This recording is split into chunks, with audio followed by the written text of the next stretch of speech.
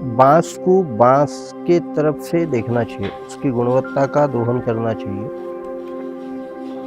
वो बाँस में क्षमता है, बाँस एक अभियांत्रिकी संसाधन है, इंजीनियरिंग मटेरियल।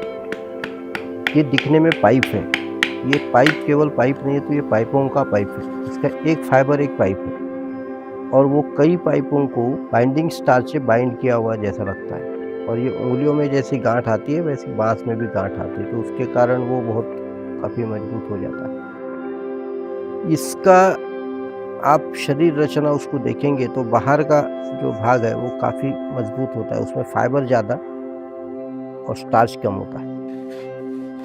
अंदर के हिस्से में फाइबर कम और स्टार्च ज़्यादा होता है। उसके कारण अंदर का जो पोर्शन है ये कमज़ोर होता है, बीच वाला अच्छा होता है और पीछे वाला ज़्यादा मजबूत होता है। जब बाँस को पूरा इस्तेमाल करना है तो बाहर का पोर्शन, सिलिका का पोर्शन जो है उसको कम छीलना पड़ता है, लेकिन छीलना ज़रूर है या घिसना ज़रूर है क्योंकि बहुत चिकना होता है। वो चिकना होने के कारण उसके ऊपर कोई पॉलिश या फेविकॉल या बाइंडिंग मटेरियल नहीं रह सकता।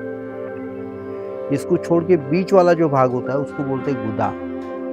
ये गुदा ही काम का होता है कारीगरी की इसलिए, और वो गुदा पे पत्ती बनाएँगे, पट्टी बनाएँगे, उसकी सरिया बनाएँगे, रॉड बनाएँगे, उसके खिले बनाएँगे, ये सब काम वो गुदा से होता है। दूसरी बात एक है कि बाँस ये इसकी उत्पादन आयु ये 4 से 5 साल है। लोहे की उत्पादन आयु 5000 साल से ऊपर है और लकड़ी की उत्पादन आयु ये 25 साल है। तो जो अपनी ज़िंदगी में हम पैदा नहीं कर सकते, उसको कितना इस्तेमाल करना है ये आदमी ने तय करना है। इसलिए भी वो ज़्यादा महत्वपूर्ण है, इसलिए ये पर्यावरण पूरक अभियांत्रिकी युक्त मटेरियल होने के कारण इसकी गुणवत्ता का दोहन करना ये अपने काम का मुख्य भाग है।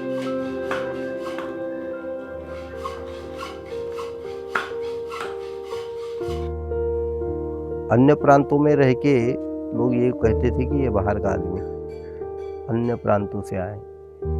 तो मुझे ये समझ में नहीं आया कि ये काम करना तो कैसे करना। तो यहाँ जब हमने निरुपा और हमने निर्णय लिया कि काम भी करना है, तो फिर ये तय हुआ कि दूर का क्षेत्र न रहते हुए अपने रहने वाले परिसर के आसपास ही कुछ ग्रामीण हिस्सा देखा जाए। उसके कारण ये मेलघाट वैसे भी वनवासी आदिवासी क्षेत्र जिसको बोलते हैं वो था, इसलिए यहाँ रहना शुरू किया। लेकिन ये समझ में आया कि इनके लिए काम करने की आवश्यकता नहीं है, इनके साथ काम करने की ज़रूरत है।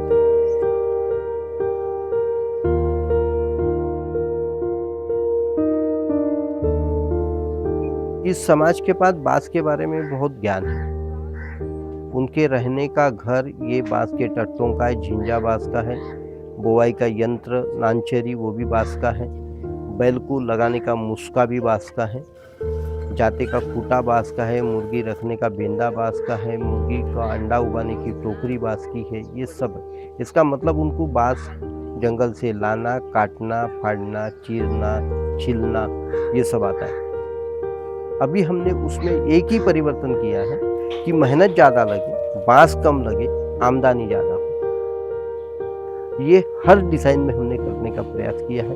अभी पेपर वेट जो हमारा डिज़ाइन था उसमें एक ज्वेलर को दिया, 500 गए वो। उसमें अभी वर्ष प्रदा की गुड़ी लगा के दिया उसको और उसके कारण लोगों की भी डिमांड बढ़ जाती है। दूसरा था कि ये खुद याचक जो बन गया था, उसके कारण ये सब सरकार करेगा इस पर निर्भर हो गया था। तो ये हमने वो भूमिका से इनको निकालने का प्रयास किया, उसमें भी हमको सफलता मिली, उनको स्किल मिला तो वो अपने हाथ में काम उनको मिल गया, तो रोजगार भी मिल गया। अब ये मिलने के बाद आदमी खड़ा करना ये ज़्यादा ज़रूरी था और वो हमें एक संधि मिली। वो अवसर ये था कि 2001 में कच्छ का भूकंप हुआ, भुज का, और उसमें 50 लोग मेरे साथ आकर 745 मकान हमने वो बनाए। उसके कारण उनकी क्षमता और विश्वास भी बढ़ा। अब रोजगार बढ़ा तो आमदनी बढ़ी। आमदनी के साथ यदि विवेक नहीं बढ़ा तो वो गड़बड़ हो जाता है, क्योंकि वो खर्चा कहाँ करना है वो समझ में नहीं आता। और इसलिए हम उसके लिए प्रार्थनाएं करते हैं और प्रार्थना में सुबह से लेकर शाम तक कबीर, तुलसीदास जी के दोहे लेते हैं, पूर्णमदा का श्लोक लेते हैं, तो उसमें से विवेक पैदा होता है।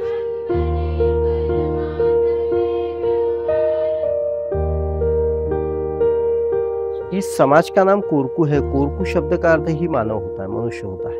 इसलिए इंसानियत से इंसानियत को और पर्यावरण के साथ भी इंसानियत से पेश होना ये इनका ये होता है। और इनका जो समाज बाकी समाज ने नकारात्मक परिचय कर दिया है उसको सकारात्मक परिचय में परिवर्तित कर, कुपोषित है, अंधश्रद्धालु, अशिक्षित है, उसकी जगह ये चोरी न करने वाले, भीख न मांगने वाले और झूठ न बोलने वाला समाज ही ये होता है।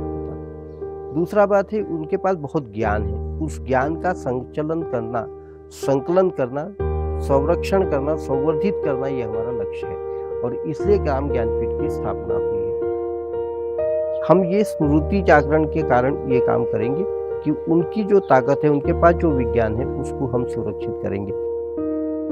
उसमें 9 प्रकार के गुरुकुल होंगे जिसमें 7 टेक्नोलॉजी होगी।